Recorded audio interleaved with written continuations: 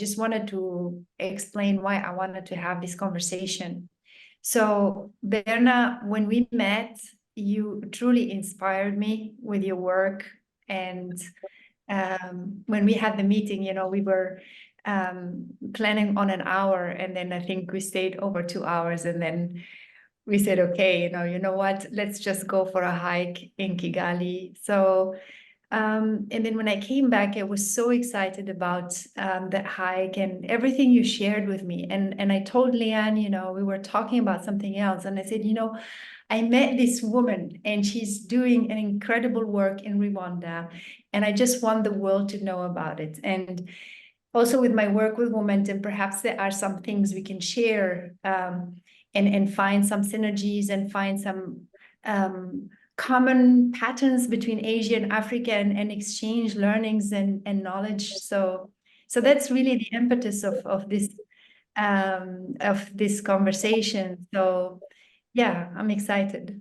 So I remember when we started talking about Women for Women International, you shared a little bit how it started and how now it kind of evolving to the next level. So I would love to hear that one more time.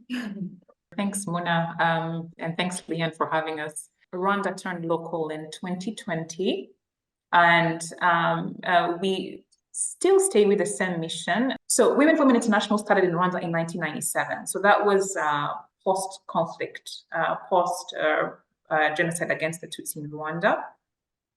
And we have this flagship program, which is a 12-month program that focuses on socio-economic empowerment for women.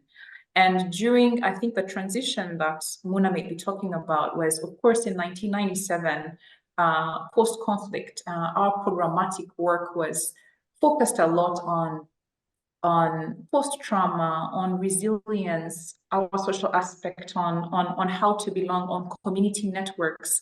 And while that still occurs till date, it's now almost 30 years. So we are going deeper in the resilience, in strength mechanisms, in business approaches. And that is where a lot of financial inclusion came up. How do we make these networks stronger? How do we work together to make us all resilient? So there is that transition. The programs just continue to be strengthened. There are other aspects that that we realized could complement social economic empowerment in general. So when it comes to the social side, there are complementary aspects that we included, such as an approach of working with men, which is called a Men Engage program. And in this one, we work with men across the district to support us in empowering women. And what does this really involve? We provide trainings on positive masculinity, on parenting, on intimate partner violence, and some of that really comes in handy because when there is time poverty, when we're discussing how much time is allocated a day and a woman goes to work and spends so many hours, it's really good for the whole household to know or be involved in that journey. So you find that it creates a bit more supportive spouses. Even in some of the outcomes, there's been really improved parenting. And I think the one that is very interesting for Mouna is, of course, the household financial decision-making that is really, really, really improved when we use that approach. So that is one of the complementary aspects that have been included. There is also aspects of working with caregivers who support mothers while they're attending our trainings. This one really comes in handy as well. Adolescent girls. And then there is another aspect of the economic empowerment now that we were talking about. Our basic trainings, first of all, include literacy, financial literacy. The trainings are on basic numeracy, literacy, pricing and costing, understanding how to cost a business, how to write a business plan, the basic entry of understanding markets and economics and business. And as we go further, we do also provide advanced trainings. Now we have some of the participants go into business competitions, negotiating and influencing, joining networks and joining groups in order to participate. And there is one major one that I find very, very interesting, which is VSLAs, Village Loan Savings Associations. It's probably one of the biggest, I would say, financial mechanisms to address the situation in this area. Even though it's considered informal, it is very formal, because you join a group of 25, about 20 to 25, and you hold each other accountable. So you are trained on how to save money. You are trained on how to lend money, how to get profit out of it. You create mini goals that you look up for towards the end of the year. In these VSLAs, they have payouts at the end of the year. Let's say I want to save and be able to participate in the market, maybe be able to pay for health insurance for my whole household family. You write it down and you agree on a group, and you have someone accountable for it, accountable for you as a group.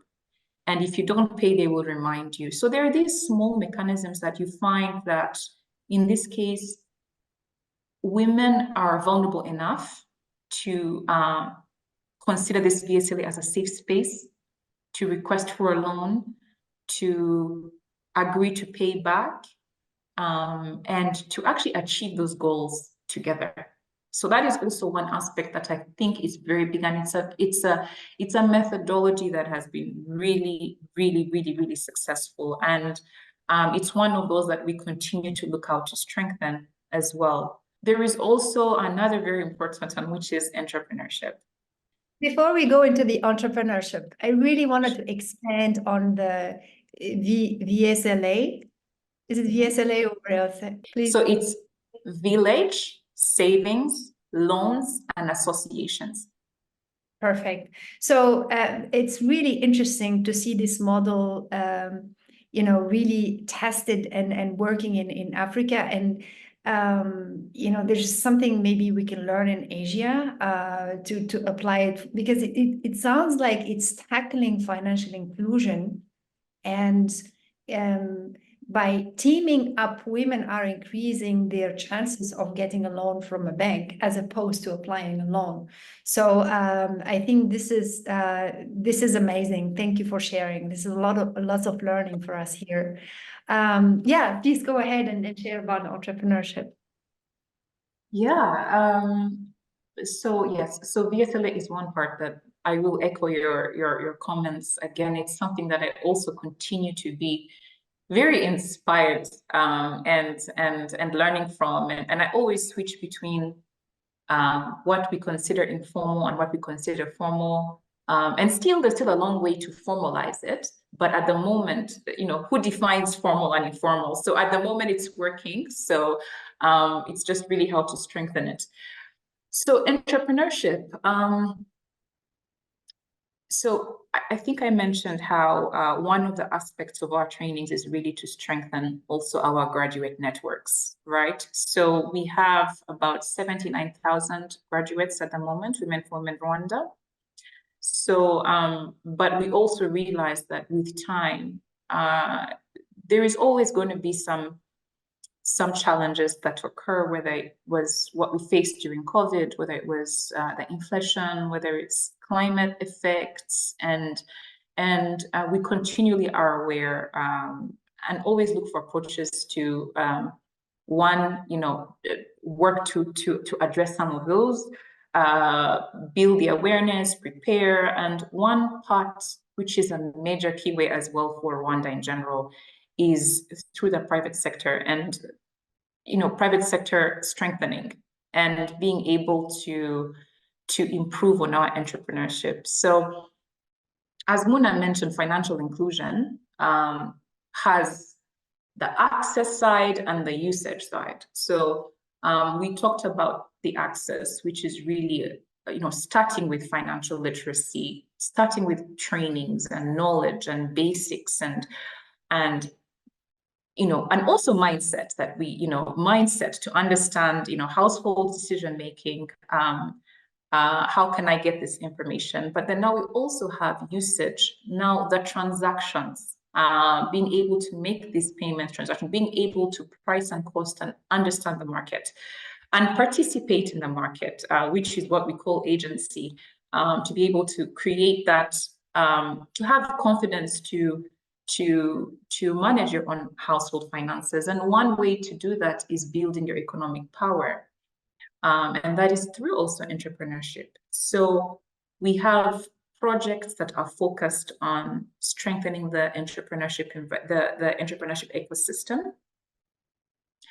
And I tackled on the first part, which is obviously capacity building, which is training on their business skills, on negotiation and influence.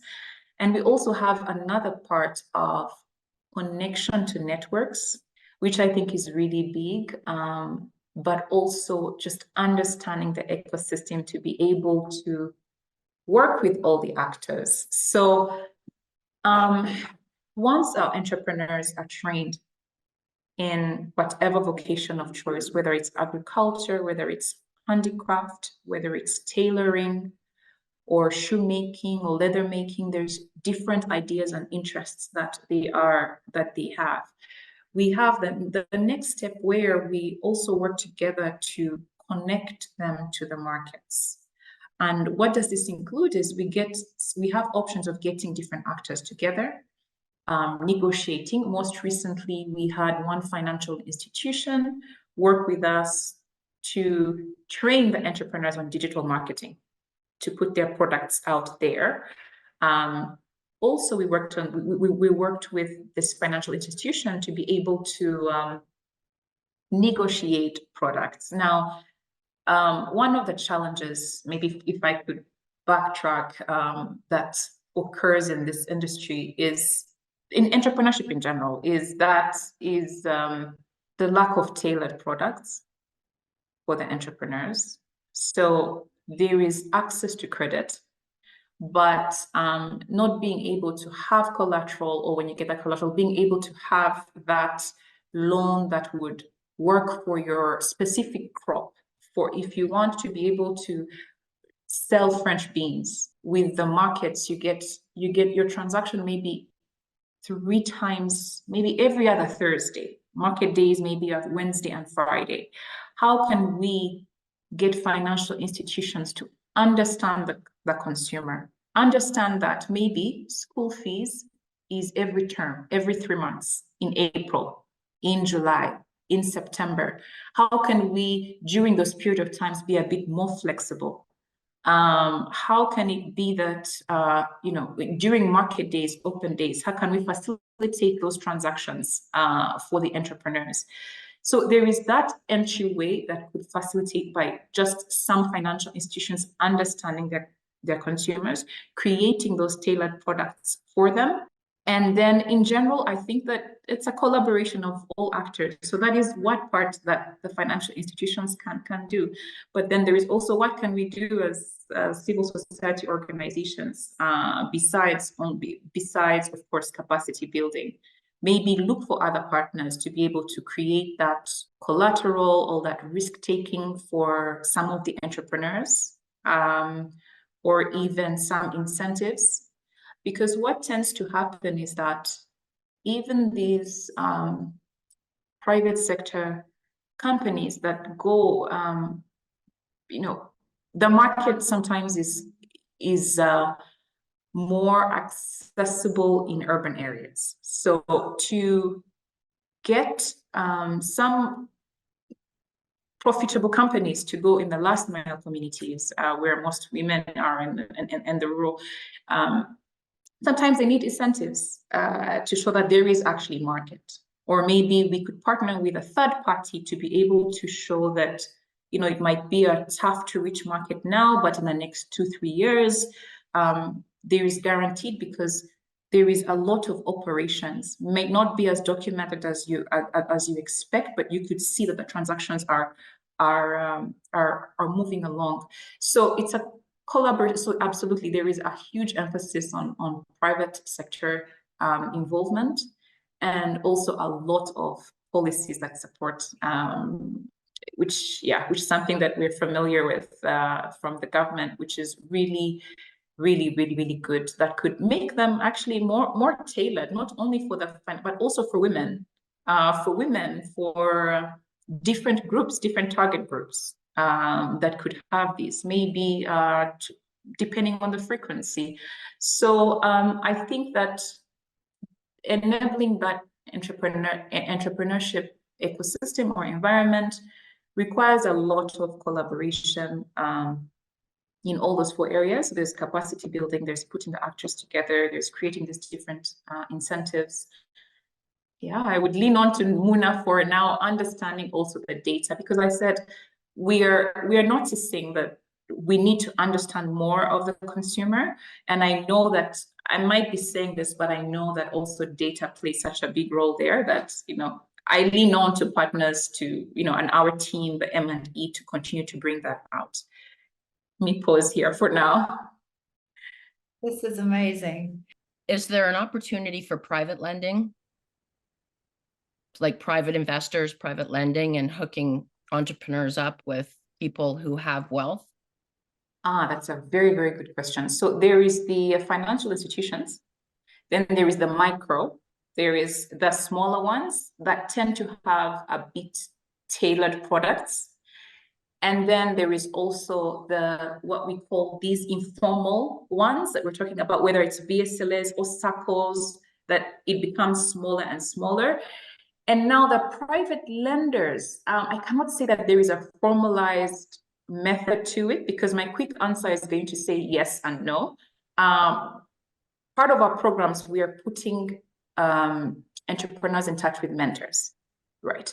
We're putting them in touch with mentors who, at some point, of course, connect them to markets, which is exporters.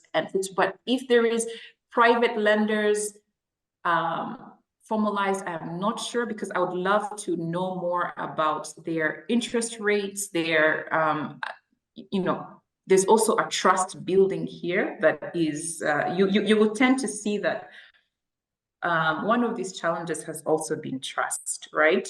So one of the aspects, one of the good things about VSLAs is that each one is accountable for the other. And when we also did digitize the VSLS, there is a transparency and accountability. So when there are new players that come in, I think it would create a topic that I would really love to jump in, because it would require us to build a bit more awareness and to see, the history where they have worked before. So I think the opportunity is there, but because of the way that we have worked, it would require a level partnership, whether it's with an influencing leader of the sector, or with a CSO for the beginning, just to build that trust and understand the rates and lenders. But I think it's a very good concept. Absolutely. Okay. Well, yeah, it just, your question reminded me of the Beacon Fund that I was, advising at some point. It's based in Vietnam, and it's a private debt financing for women-owned businesses. And I think the fact that the fund was declared as a gender lens investment fund kind of addresses the trust issues that you were talking about. So it's an established fund that focuses on empowering women's businesses economically and lend them, loans at a reasonable rate, that also provides technical assistance, that provides advice, that understands the customer, which also addresses the challenge that you were saying. Some of the financial institutions really don't sometimes understand their customers in terms of like education cycles and everything. So when the fund is dedicated to women, then it really knows its customers, because that's the reason why it exists in the first place. So, I mean, there are so many opportunities there for private debt financing or investment funds to be created in Rwanda. Maybe Women for Women International will start that. Great. And maybe I'll add something because when Mouna started talking, I just thought about something. When Leanne asked that, I thought right away, the reach to last mile, vulnerable women. But in general, private lenders are there. It's just, I think in general, they are there. They have started. There's some competition that normally also with private lenders, the requirements are a little bit higher. They would need a bit more either experience, even sometimes a language barrier, because there is just one that actually occurred maybe 4 weeks ago. We sent, I think, one top participant. So they're there, but I often find that the caliber of participants or eligibility is a little bit higher than the ones that we're working with. But so I think my answer was towards, I guess, last mile, the vulnerable community. But in general, and I tend to see that that is where private lenders somewhat go to what they would also understand sometimes. So you find that they would require a little bit, the criteria would not be for all of them. And that's something maybe I should look into, to how we can all look into it to make it more accessible to everyone, to make it more inclusive. Yeah, and I was kind of thinking towards the more vulnerable, because the ones that aren't as vulnerable would have access to more services and have probably more financial literacy and support. So it's how to give them a hand up and not a handout by making private lending or private investing more accessible. If you had people who were willing to work with them as well as invest in them, understanding their particular situation. And I know that's not a magic wand, but it would just be, I'm sure there's a lot of people like that in YPO that would be willing to look at something like that, and like from a philanthropy perspective, and because it's learning for them too about situations. And don't you think, Mona, like there would be people in YPO that might be interested in these kinds of initiatives? Do you think? I mean, definitely, because we have a growing community of, leaders who are really impact driven and who want to make a difference.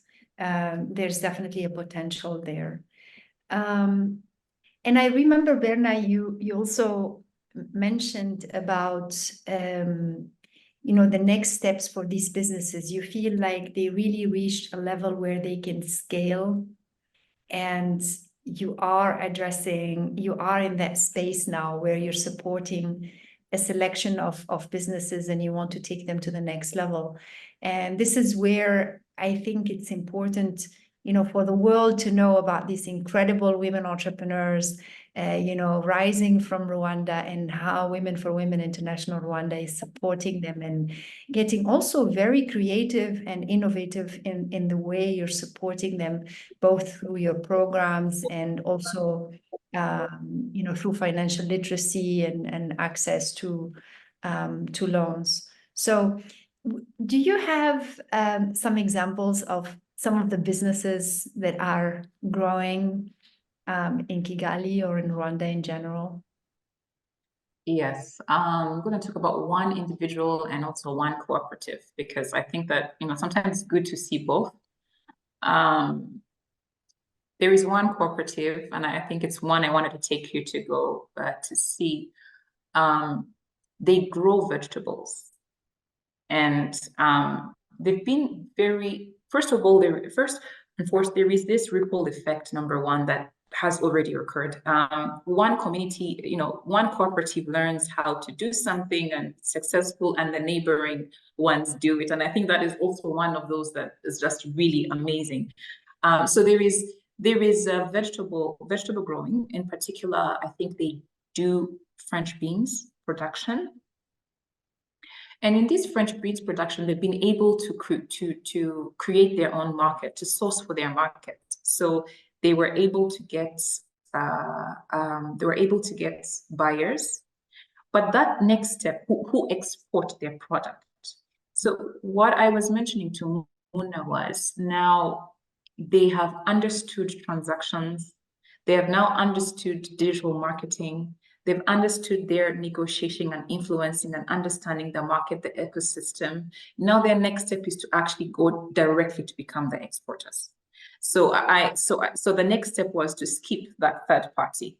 While the third party is always good in the beginning, you understand the market, but now they're able to compete. There is also another cooperative that recently got insurance for their produce. So what typically happens is also one of the limitations with being an entrepreneur is that startup capital, obviously. And one way to tackle that is through contract farming.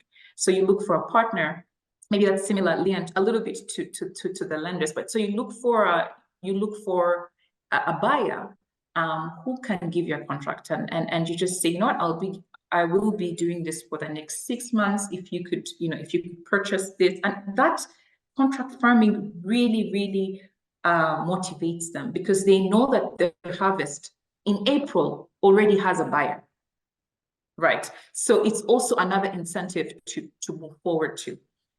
One of the ladies who is now on her own, she finished the cooperatives and has her shop in town in the middle of the city, and she now works with her family members. So I think it's 4 daughters. It's about they run the shop, and the shop is just amazing because they are ready. To me, what really gets me excited is how market ready they could be, like with a package, with the next.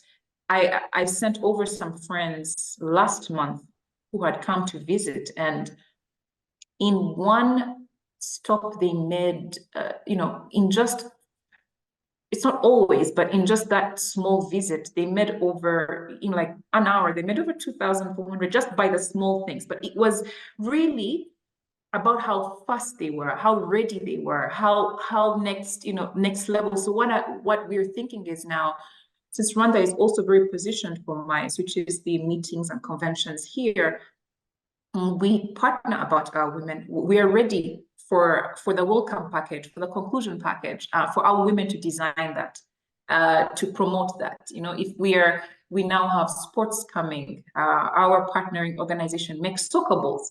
What welcome package can we do for that? So I think that next step is really getting them stronger in the participation of the market. And this could be in various, I think I'll give you examples of the retail side and also the agriculture side, but I'm sure there is so much more.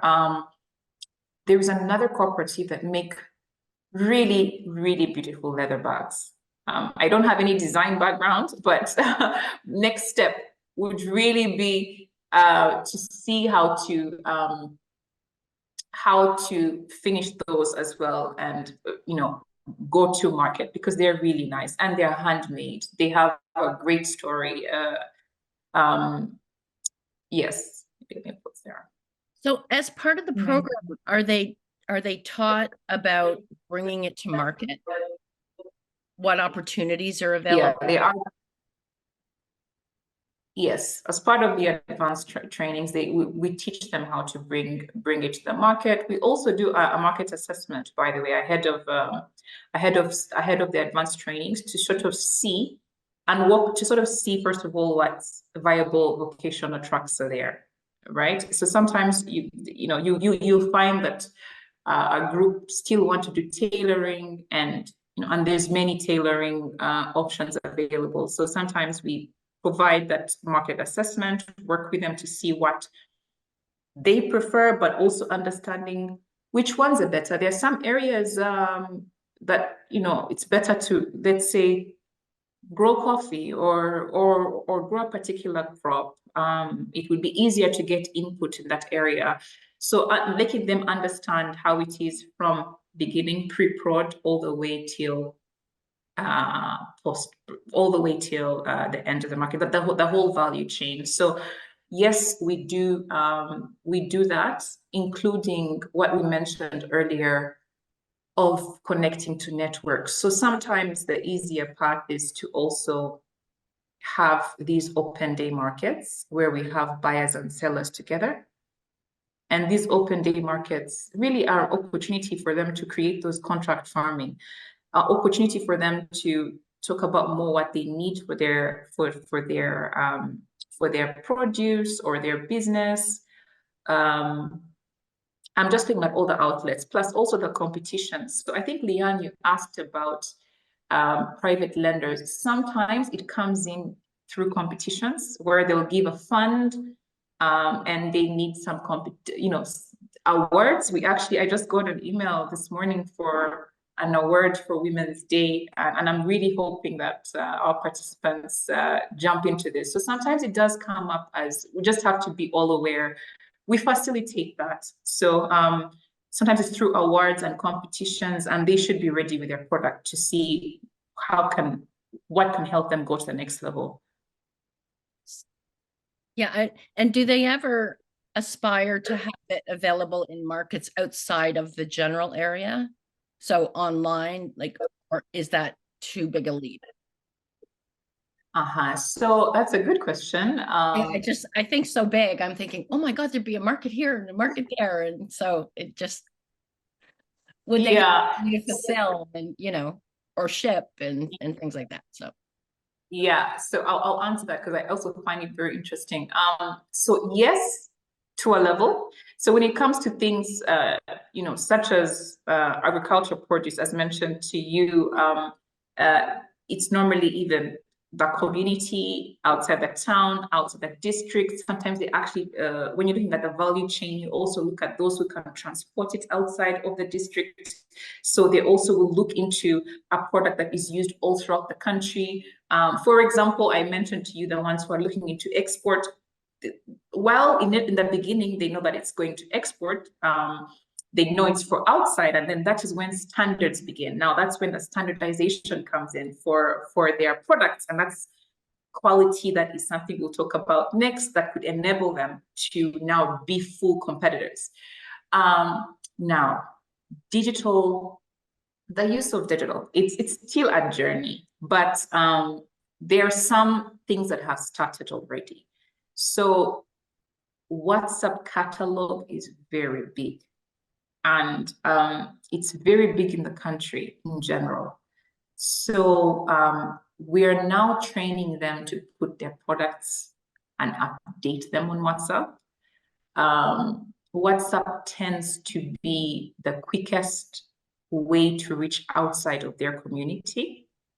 And it also helps us, the facilitators, as well, when I look and see what is available. Now, online shops is a project for us this year, online catalogs, and there are some products that are easier to put online, and there are others that are a little bit challenging. For example, for corporate social responsibility, I've had private institution ask for handicrafts because they're easier, they are a good gift, they're quicker to visually friendly, if I should say. Those ones are what we're putting onto the website and onto an online catalog. That requires quite a lot because now we're talking about having a coordinator to help that. And we can talk about infrastructure and connectivity later. So some products are already ready for the go-to-market, just needing a little bit of a push, a little bit of facilitation. And there are other products that the go-to-market is not necessarily online first. It's partnerships, some local partnerships first in order to be put. And I find that agriculture is one of those. Then there are things like, I think we talked about handicraft, but our partner organization, Urugo, they have these beautiful carpets, very, very, very classic, I would say, actually. They're handmade, those absolutely deserve their own catalog online, and that is what they are working on. So there is different levels, but it is one of our goals to strengthen entrepreneurship through various outlets.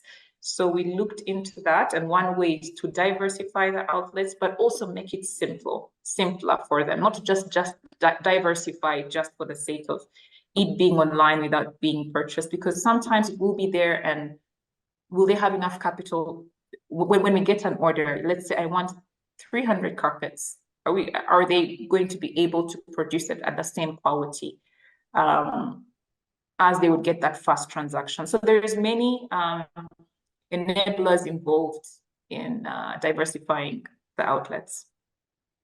Right. Yeah. And can you just explain what a WhatsApp catalog is? Because I'm not sure we use that here. Like we use Facebook Marketplace, which is, I know WhatsApp and Facebook are kind of together, but what yeah, it's really similar. By the way, so maybe actually I should talk about the transactions here. Most of those day-to-day transactions are made on mobile phone. So Rwanda is going cashless. So we have something called Momo, which is mobile money. And that is huge for financial inclusion. Payments is the first way to do so, to be able to get them to handle all of their transactions on. It is a small fee. It is, what is your Momo? That is a very common terminology, and it's one way to that. So now that we've got it on the phone, so I think now we're talking about the phone now as one way of accessibility. So we have Momo, and now WhatsApp is not only a trend, but it's an easier way to get reach. So you see, our communication in some of the further areas would be easier through leaders, through radios, through communities, through groups. There is a next level as well through phones and sharing of messages, especially mass messages. So especially something that has more than one. I'm not just selling one shoe, I'm going to sell 10 products. And you sell. Now, WhatsApp lets you have that option on your phone to create a catalog. So if I wanted to buy one bracelet and I see if there is other colors, I would go to that WhatsApp and see what other colors are there. And it will let you create that transaction right away. Now, so is Momo and WhatsApp are integrated? So Momo is integrated within WhatsApp? Is that how? No, it's not. No, it's not integrated. I was giving an example how all of these transactions slowly are going just on the phone. They're all being handled on the phone. So if, however, you could easily facilitate that payment, I will say, Mouna, I like product number 1, product number 2, and you respond to me, absolutely, here's the Momo code for you to make a payment. And before they send it out, then you will do that. So it's not integrated, but it is a facilitator in order for you to make the payment. It's kind of like Venmo in the States, actually. Like it's the same kind of Or, thing, mobile. Yeah, or Pay Now in Singapore. So Yeah. yeah, I mean, mobile payment now it's becoming the norm, which is really great. Yeah. Yeah. So I remembered that, first of all, really amazing support that Women for Women International Rwanda is providing to women entrepreneurs, because you passed the, like the grassroots support, and then now you're going to the next level where you are empowering women entrepreneurs to grow and scale even their businesses and export. And so this must be an amazing and rewarding work for you, Berna. And I remember you mentioned that in June you were organizing an event bringing multi-stakeholders together in the ecosystem. So could you tell us a little bit about that and what's the vision? Yes, sure. I'm so excited about the finance fair every year. I think the last year's, so finance fair is, we look at it as a long-term, one of the longer-term ways to create curated networks, address financial inclusion, enable the entrepreneurship ecosystem, and address some challenges with all players in the same room. Majority of the time, I think there's a buzzword of social mobility. So to be able for all of these entrepreneurs to have their network, to build their network, and to build their connection, and to make it sustainable. So we started hosting a finance fair. And in this finance fair, we invited all the actors in the ecosystem. So we had our key stakeholders who are our participants. And I'll give an example of last year's. We had 125 women come from across the 7 districts that we work in.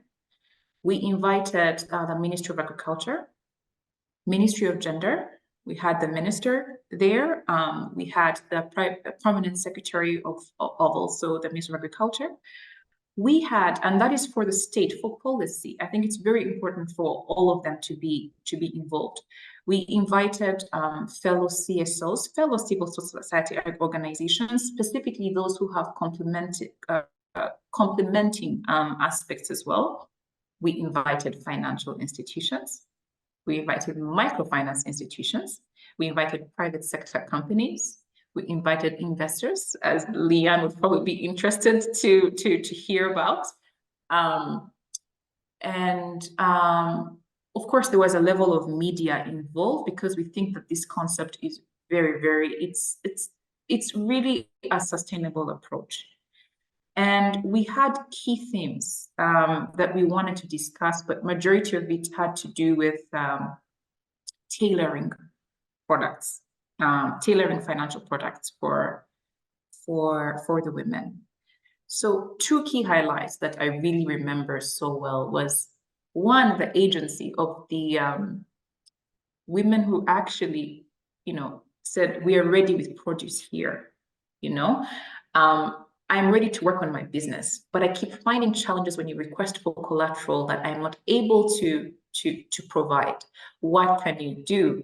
As well, ministry, this is what we're having in some of the inputs that are quite expensive. What are your thoughts on this? And there was a roundtable discussion. We had to address those questions, and key takeaways. We got lower interest rates for some of their produce. We also got one financial institution that agreed to waiver collateral.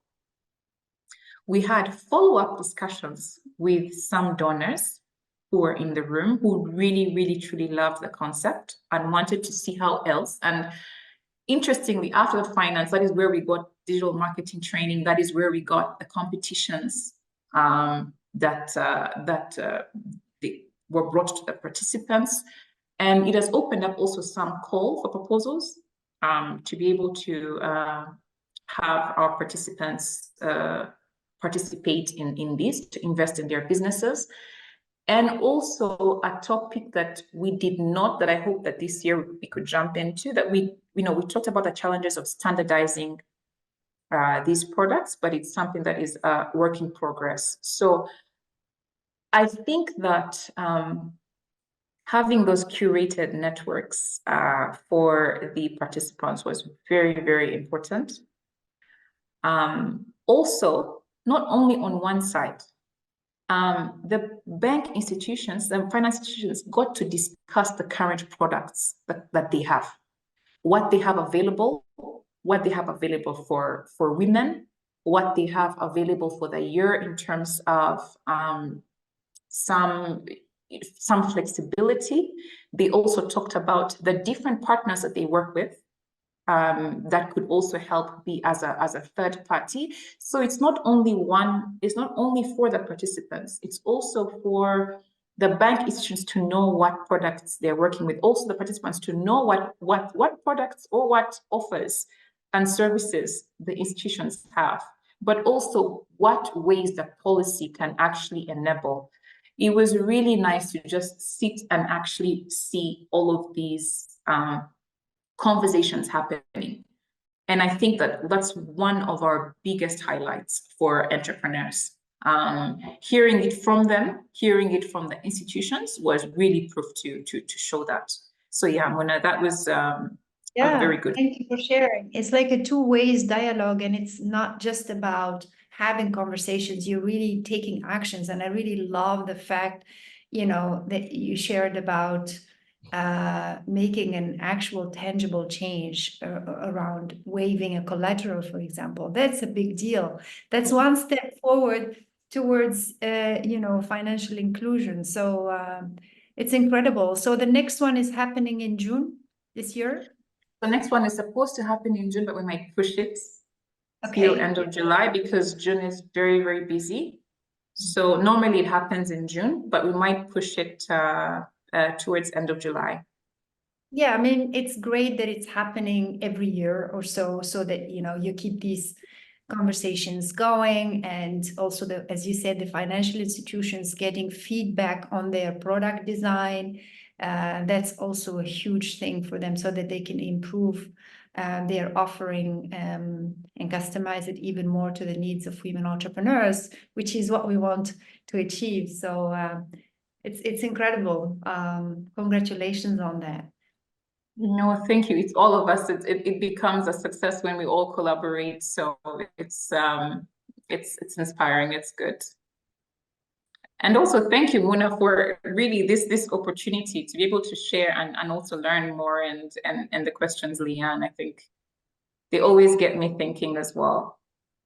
Yeah, where can we follow the finance fair? I guess on LinkedIn. So on Women for Women International Rwanda has its own LinkedIn page. Yes, it has its own LinkedIn page. And typically before the finance fair, we're now doing this, and I think I mentioned it more now, we do this social media package where we will remind you, I think, do a 5-day countdown before it happens. So just to get us, involved and see participation for this finance fair. So yes.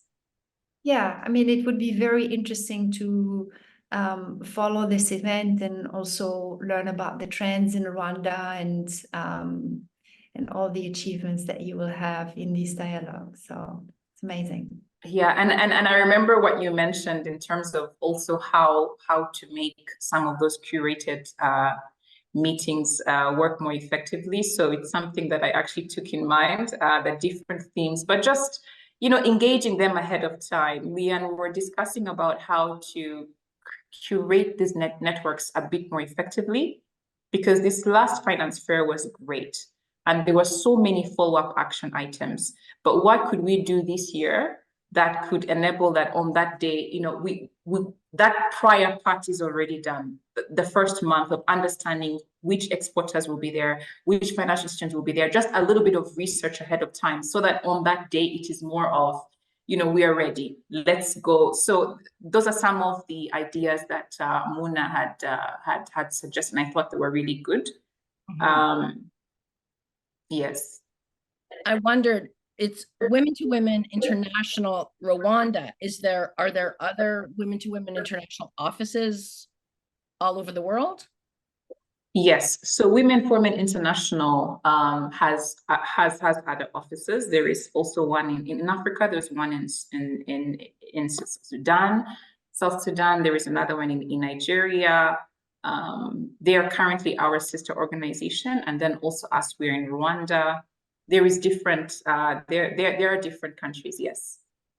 And do you share knowledge for what works and? Yeah, absolutely. Absolutely. I think that's one of the biggest advantages of being of having a sister organization. We finished a pilot project that I mentioned, the Men Engage, and it was really interesting. It's still very interesting to see what has worked for Nigeria and what has worked for us.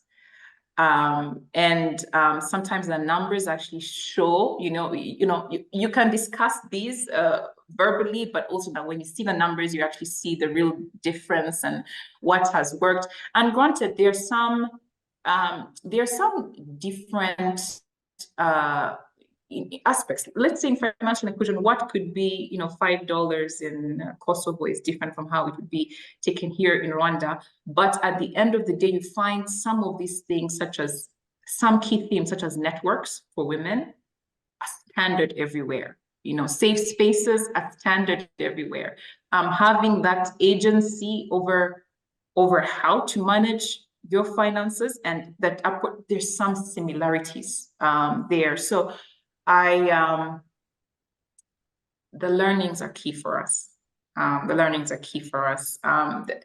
Interestingly, some of them, yeah, because Rwanda has had that opportunity to try out a lot first. So, you know, we have such an enabling, we have a supportive state where we're able to try out different projects. So you find that majority of them also keep coming to try out, to see the impact of some of the projects. But yes, it's very important. It's amazing.